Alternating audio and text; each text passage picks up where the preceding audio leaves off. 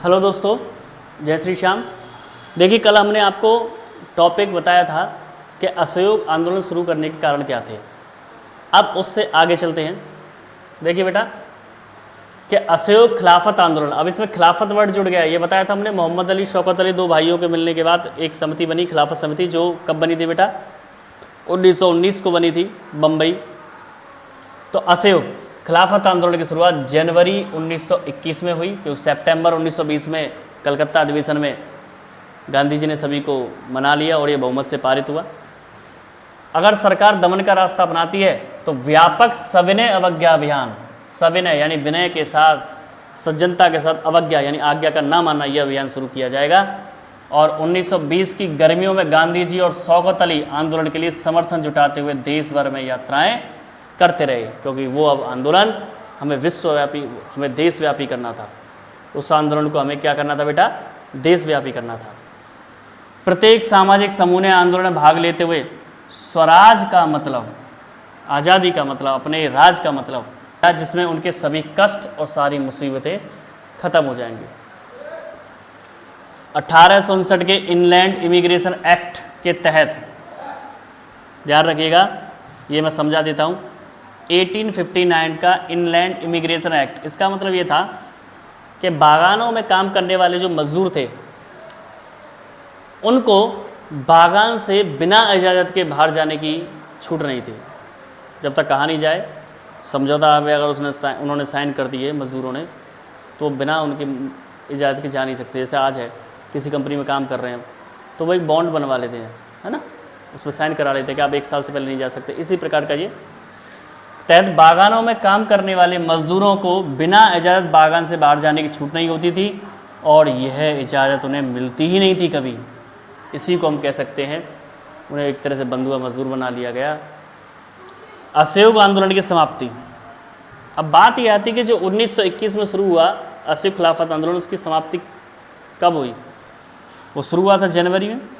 तो देखिए, फरवरी 1922 में महात्मा गांधी ने आंदोलन वापस ले लिया। क्यों ले लिया? सुनिए, ये हमने आपको बताया था जब आपने चैप्टर शुरू किया था डेट वाइज। क्योंकि चोरा चोरी नामक एक हिंसक घटना हो गई, जिसमें 22 पुलिसकर्मी मारे गए, क्योंकि पुलिस थाने पर आग लगा दी गई थी। किसने लगाई? प्रदर्शनकारियों ने। तो वो हिंसा में परिवर्तित हो गया। तो गांधी जी इससे बहुत दुखी हुए, तो उन्होंने असहयोग आंदोलन को वापस ले लिया। घटना कैसी थी? सुनिए कि फरवरी 1922 में गांधी जी ने नो टैक्स आंदोलन शुरू करने का फैसला किया। बिना किसी उकसावे के प्रदर्शन में भाग ले रहे लोगों पर पुलिस ने गोलियां चला दी। लोग अपने गुस्से में हिंसक हो गए और पुलिस स्टेशन पर हमला कर दिया और उसमें आग लगा दी। यह घटना उत्तर प्रदेश के चौरा चोरी नामक स्थान पर हुई। अब आता है सविनय अवज्ञा आंदोलन के 1921 के अंत तक आते आते कई जगहों पर आंदोलन हिंसक होने लगा, यानी हिंसा में परिवर्तित होने लगा। तो फरवरी 1922 में गांधी जी ने असहयोग आंदोलन को वापस लेने का निर्णय लिया, और कांग्रेस के कुछ नेता भी जन आंदोलन से थक गए थे। जन आंदोलन से, लोग जो आंदोलन कर रहे थे जगह जगह, और राज्यों के काउंसिल के चुनावों में हिस्सा लेना चाहते थे। राज्य के काउंसिलों का गठन गवर्नमेंट ऑफ इंडिया एक्ट 1919 के तहत हुआ था। यानी जो काउंसिल चुनाव मतलब समिति में सदस्यों का बनना।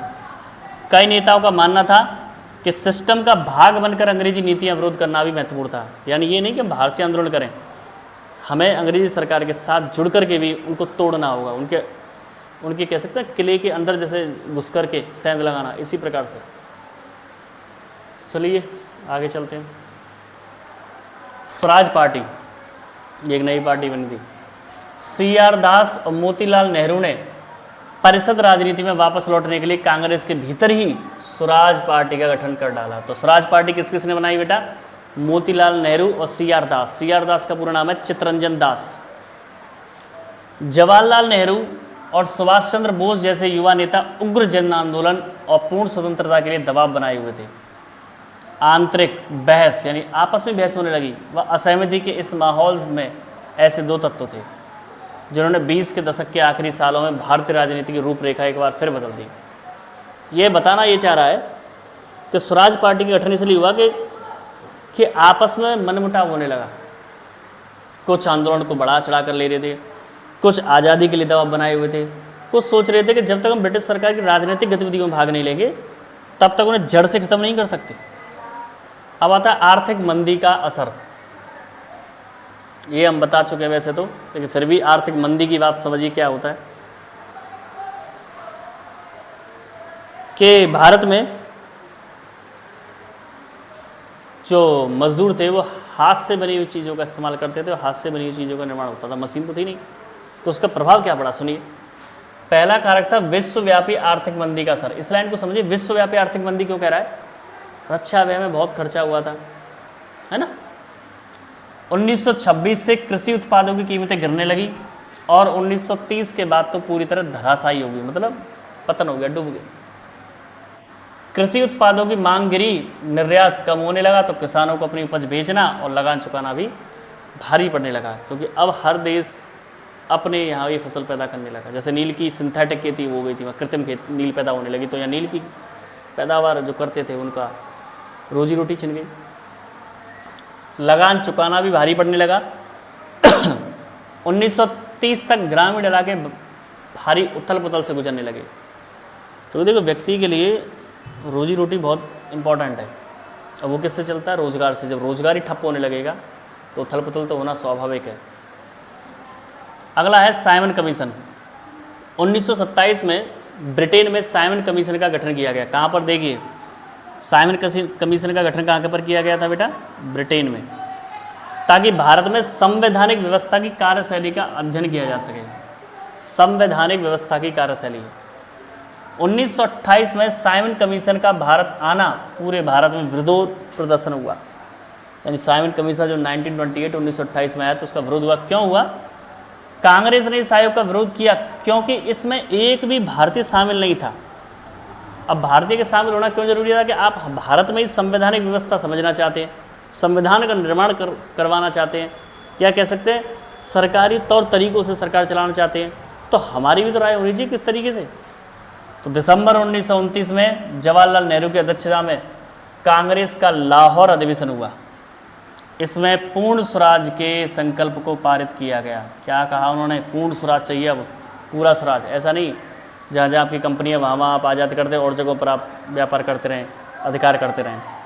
और 26 जनवरी 1930 को स्वाधीनता दिवस घोषित कर दिया गया, जिसे आप बोलते हैं आज स्वतंत्रता दिवस। पहले जवाहरलाल नेहरू ने जी ने 26 जनवरी 1930 को इसे घोषित कर दिया और लोगों को आह्वान किया कि वे संपूर्ण स्वाधीनता, पूरी आज़ादी के लिए क्या करें बेटा? संघर्ष करें। साइमन आयोग में 7 सदस्य थे। क्वेश्चन बन सकता है कि साइमन कमीशन में कितने सदस्य थे? 7। लेकिन एक भी भारतीय सदस्य नहीं था, सारे कौन थे? अंग्रेज। और जब साइमन कमीशन 1928 यानी 1928 में भारत पहुंचा तो उसका स्वागत किससे किया गया? साइमन कमीशन वापस जाओ। इंग्लिश में बोले तो साइमन कमीशन गो बैक। ठीक है।